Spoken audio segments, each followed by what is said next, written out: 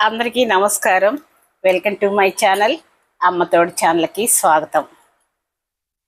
ఎవరన్నా ఎదుగుతుంటే కిందకు లాగేస్తుంటారు, ఎవరన్నా సంతోషంగా ఉంటే ఏడుస్తుంటారు, ఎవరన్నా బాగుంటే ఓర్చుకోలేరు. కుళ్ళు కుతంత్రాలు అబ్బా వాళ్ళ కడుపు నిండా అవే ఉంటాయి. అలాంటి వాళ్ళకి ఎంత దూరంగా ఉంటే అంత దూరంగా ఉండాలండి, లేకపోతే చాలా డేంజరు. నేను ఒక స్టోరీ చెప్తాను.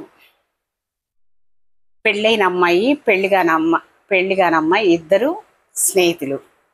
ఒకరోజు పెళ్ళిగానమ్మాయి ఇంటికి వచ్చి, ఆంటీ ఆంటీ నేను సినిమాకి వెళ్తున్నాను, చాలా బాగుంటుందంట సినిమా, మీ అమ్మాయిని కూడా పంపించవా తోడుగా, నేను ఆ సినిమా చూడాలనుకుంటున్నాను అని చెప్పి వాళ్ళ అమ్మని బతిమలాడి ఆ పిల్లని తీసుకొని సినిమాకి వెళ్ళిద్ది. వాళ్ళ అమ్మ అంటది, అమ్మ జాగ్రత్త, పిల్ల జాగ్రత్త, నేను ఎప్పుడు ఒక్కదాన్నే పంపలేదు, నువ్వు ఇంతసేపు బతిలాడుతున్నావు, అందుకని నేను నీకు పంపిస్తున్నాను, జాగ్రత్తగా తీసుకెళ్ళమ్మని చెప్పి పంపించిద్ది. పంపిస్తే ఆడికి వెళ్ళంగానే ఆ ఊరు అక్కడ ఆ ఏరియాలో వాళ్ళు కూడా వచ్చారనమాట. సినిమాకి ఇద్దరు వచ్చారు. తర్వాత సినిమా స్టార్ట్ అయింది. ఆ పెళ్ళైన అమ్మాయి లవర్ వచ్చాడు. వచ్చి అమ్మాయి పక్కన కూర్చొని మాట్లాడుకుంటా ఉన్నారు.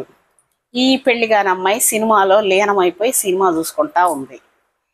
ఇక ఇంటర్వెల్ ఆ టైంలో అడిగింది, అక్క ఎవరైనా అని అడిగితే, తెలిసిన ఆయన వచ్చాడు, ఆయన చాన్నాళ్ళకు కలిశాడు, మాట్లాడుకుంటున్నావులే, నీకెందుకు, నువ్వు సినిమా చూడు అని చెప్పింది. చెప్పంగానే ఇక వీళ్ళ ముగ్గురిని ఆ ఏరియాలో వాళ్ళు చూశారనమాట.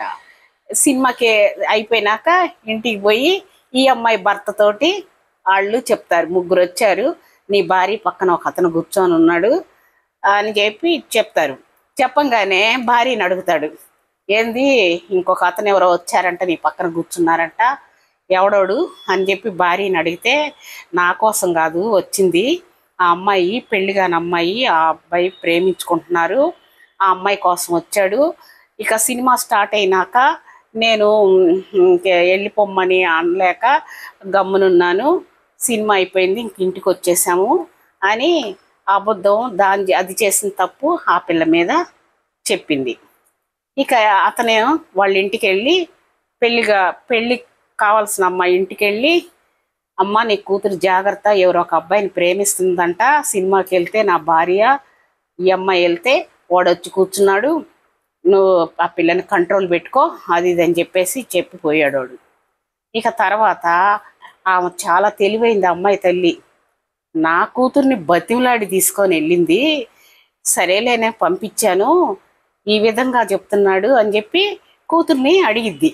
అడిగితే, అమ్మ ఒక అతను వచ్చాడు, ఆమె పక్కన కూర్చున్నాడు, నాకు అసలు తెలీదు, నేను సినిమా చూసుకుంటున్నా, తెలిసినోడని చెప్పింది, ఇట్లా నా మీద ఎందుకు చెప్పింది అనేసి అని అంటే, అమ్మ పోక ఒక ఇంటికి పోతే రాక ఒక మాట వస్తుంది, పెళ్లి కావాల్సిన పిల్లవి ఇంకా ఎప్పుడు కూడా వాళ్ళ ఇళ్ళకి కానీ ఆ అమ్మాయితో కానీ మాట్లాడొద్దు, ఇంత నింది పెట్టేసింది నీ మీద, జాగ్రత్తగా ఉండాలి అని చెప్పేసి కూతురికి బుద్ధి మాటలు చెప్పుకుంది తల్లి.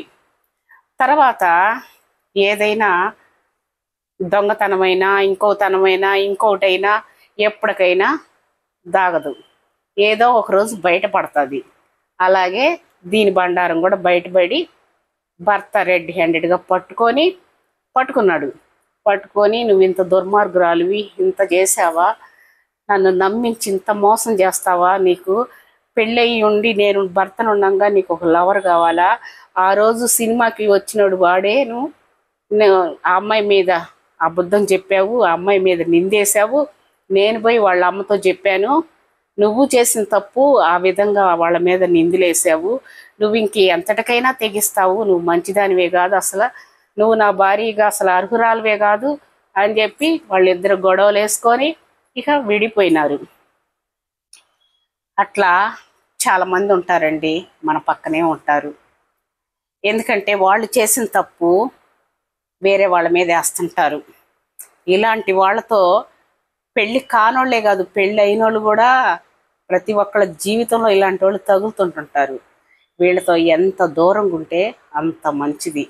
లేకపోతే జీవితాలే పాడైపోతాయి. ఎందుకంటే వాళ్ళంత పరమ దుర్మార్గులు. వాళ్ళు చేసి వాళ్ళు ఒప్పుకోక ఇతరుల మీద నెట్టేస్తారు. వాళ్ళు ఏమన్నా కానీ దీన్ని ఏమంటారంటే గుడ్డగాల్చి మొహానేస్తారు. ఆ విధంగా వాళ్ళు ఎట్టన్నా పోని, ఇవి మాత్రం సేఫ్గా ఉండాలి. దేవుడు అనేవాడు ఉంటాడు ఎప్పటికైనా. దేవుడు చూస్తాడు, ఏదో ఒక రోజు బయట పెడతాడు, వాళ్ళ దోల తీరిపోయిద్ది.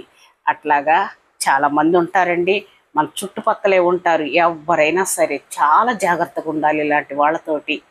అది తల్లిదండ్రులుగా మీకు చెప్తున్నాను. అందరూ సబ్స్క్రైబ్ చేయండి, లైక్ చేయండి.